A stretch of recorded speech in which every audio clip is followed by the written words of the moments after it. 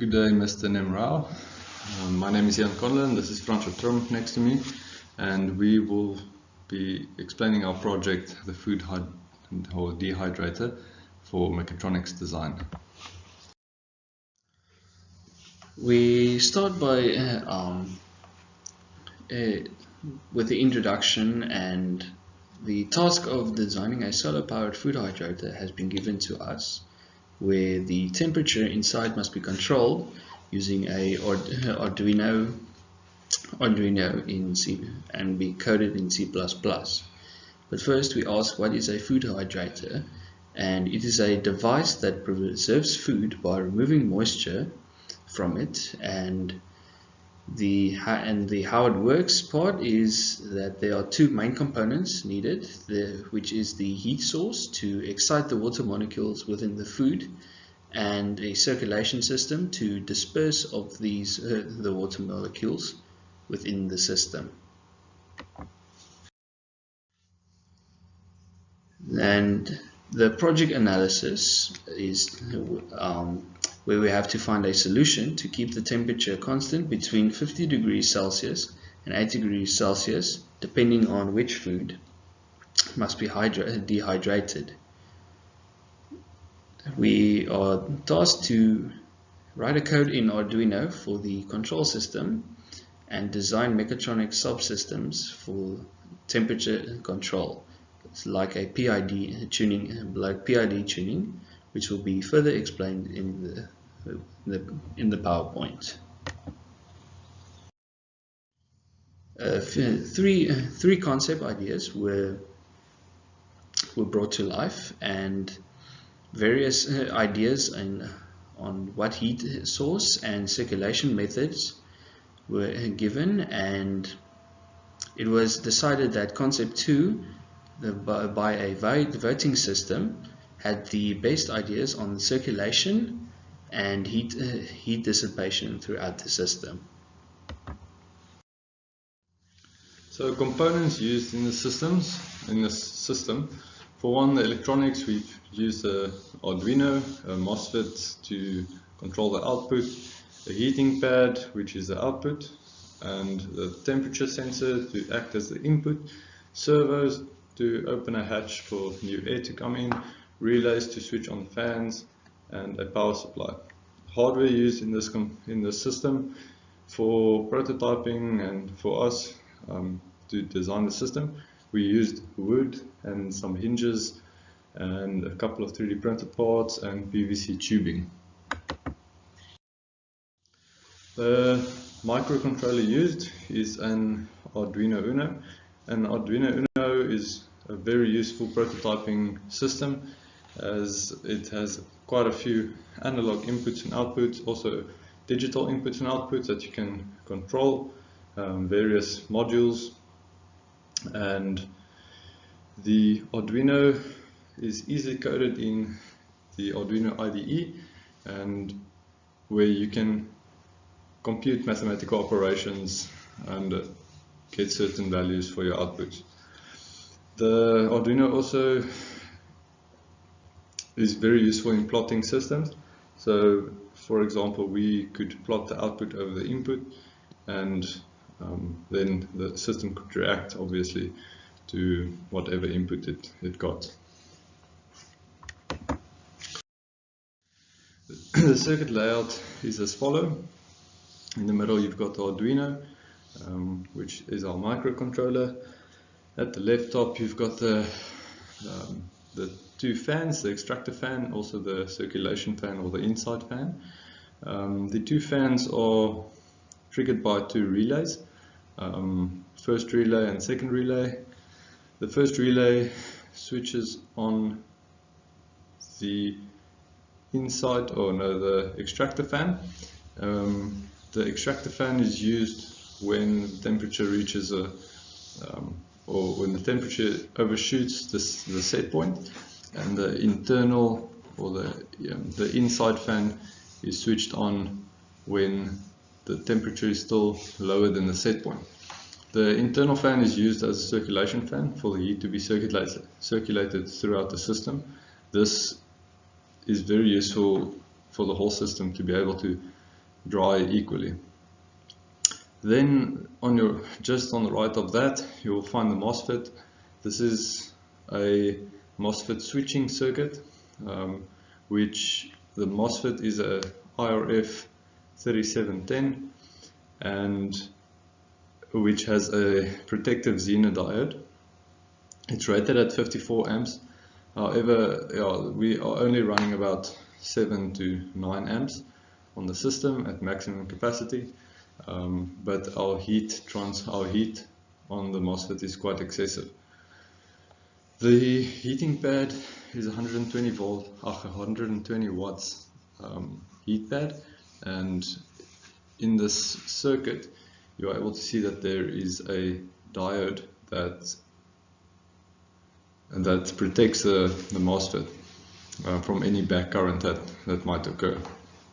Just below that you'll find the DS18B20 temperature sensor. This temperature sensor sends a data packet to the Arduino, and the data packet, or the temperature sent to the Arduino, is then used as an input to set the output value.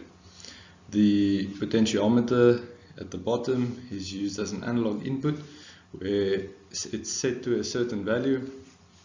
It then changes the set point of the temperature.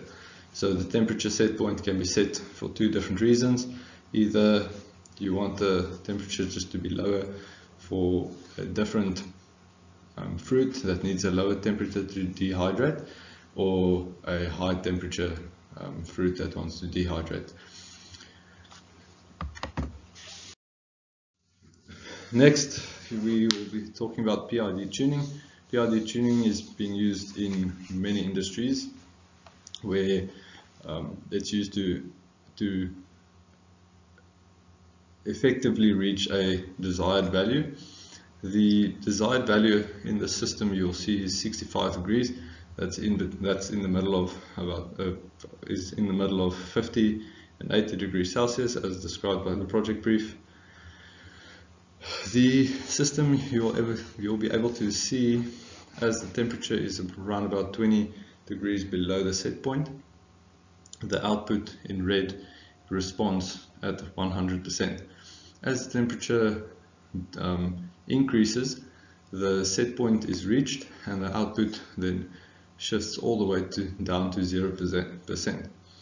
For the first overshoot, you will be able to see that there's around about 7% overshoot, and for the second overshoot you'll be able to see there's 2% overshoot, around about 2%. In the documentation you'll be able to see that, where we can then see that as time goes by the system becomes more stable.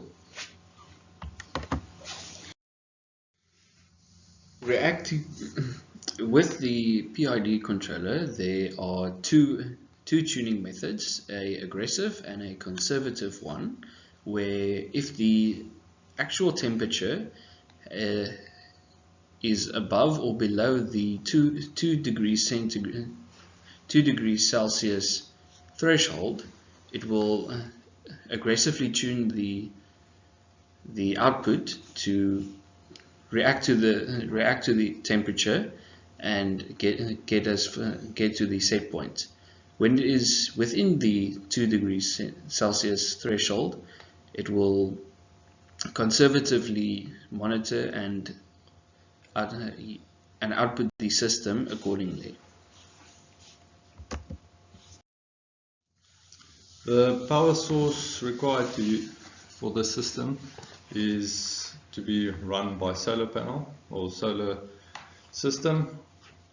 In the image you will be able to see a basic or a very common system that's being used in households or in many other systems to generate electricity. We've got your solar panels, your charge controller, your batteries, and your inverter. So the solar panel goes to the charge controller charges the batteries, and the charge controller also distributes power to the inverter. The inverter takes the 12 volt or whichever voltage that it gets from the charge controller it takes that and makes it into 220 volts AC that is used in most households. For our purposes, we would need the system to give us an output of 220 volts, which is as illustrated in this image, as we used a power supply to emulate, or a 24 volt power supply to emulate the solar system. However, if we wanted to, we could easily replace the inverter and just give a direct current to the system, because we don't use a alternating current in our system. We only use direct current.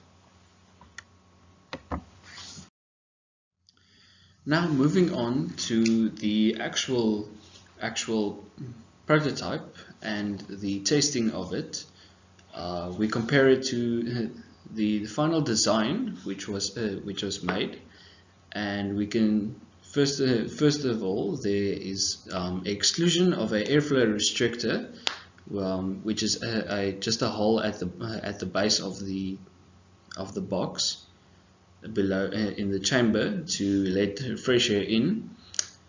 This is due to the relatively small volume of the heating chamber, and subsequently it was during the testing it proved no use.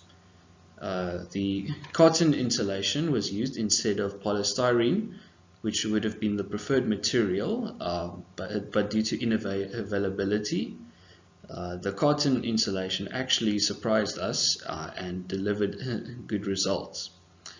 Various 3D printed parts can be found all over the box, with brackets, a box for the electronics to be stored and safely kept in, as well as different handles and couplings to make the ergonomics better.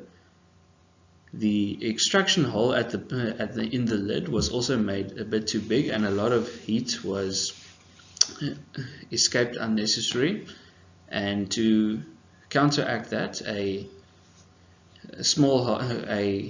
middleman cotton piece of cotton with a smaller hole was inserted.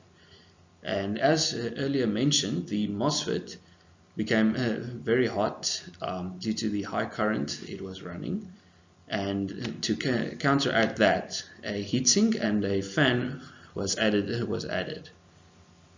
The overall build quality of the box was very good. We were impressed by it, and it was very sturdy.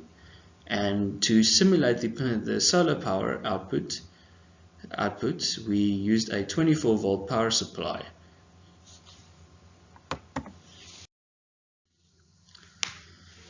Future considerations for this prototype, we can begin with with some of the safety concerns that the box had, like the heat pad that started to shrink up and damage some of the wood at the base of the heating chamber in the box. We can follow the example of most 3D printers in industry by mounting the heat pad to an aluminium plate and elevating it just above the base of the chamber for not only better air circulation but also better heat dissipation throughout the system. We can construct the box out of a different material, which could also include heat resistance and fire resistant properties. The inclusion of better heat insulation by introducing better insulating materials in the inside of the chamber, like polystyrene or industry grade aluminium plated materials, would be a very nice addition. And to top it all off, a better seal at the lid would prevent unnecessary heat escaping from the system, and to better circulate that heat, better results can be yielded. So one more thing that I forgot to mention with solar panels is that our system runs at 120 watts maximum, and that means that we would need a 150 watt solar panel. Our solar panel wouldn't, or our system wouldn't run at 150 watts or 120 watts all the time, because it will heat up and then it will set the output voltage or the output value lower, which means that it only needs to sustain that temperature. This is also a good thing, as the solar panels can then charge the batteries, which can be, then that power can be used when the sun does not shine. In other considerations, the PID tuning that we could consider in the future would be to use the Ziegler-Nichols method.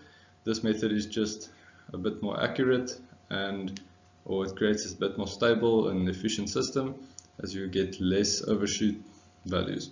This isn't too important, as our system reached lower, or the highest overshoot that our system reached was about 6 to 7%.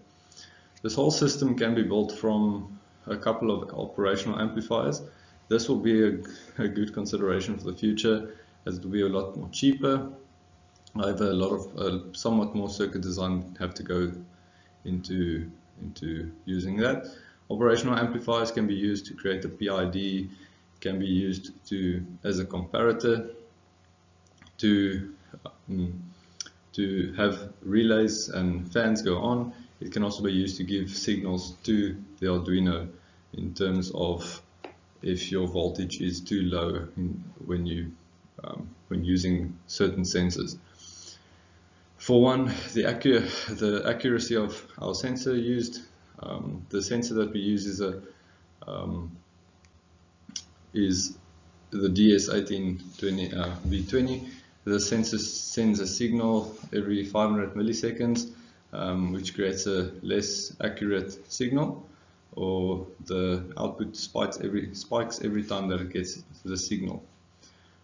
We could rather use a thermocouple with an operational amplifier to give us a more steady or stable output, which then the PID could tune accordingly. A different heat option that we might consider, instead of using a 120 watt heat pad, we could consider using a 40 watt heat cartridge, where we would then link it to the heatsink, and the heatsink could be added, or a fan could be added to the heatsink to dissipate the heat. However, this will yield a longer time for the system to heat up, but it will be a less power intensive system. Another problem that we had with the Arduino was that we had quite a couple of modules on the Arduino, and we believe that the current that the modules were drawing was too much. Thus, we had a way to improve this would be to give a different power source to the relays. If you give a 12 volt power source to the relays, it's got an external power source, and it doesn't have to be powered solely from the Arduino. Finally, moving on to our conclusions. In-depth understanding of food dehydration systems and what they are and how they work and how they can be automated was acquired. The various components used throughout this project, such as the heat pad and the circulation fans and various other electronic components that were selected, achieved our goal of keeping the temperature constant between a set point determined by a user at 50 degrees Celsius or 80 degrees Celsius.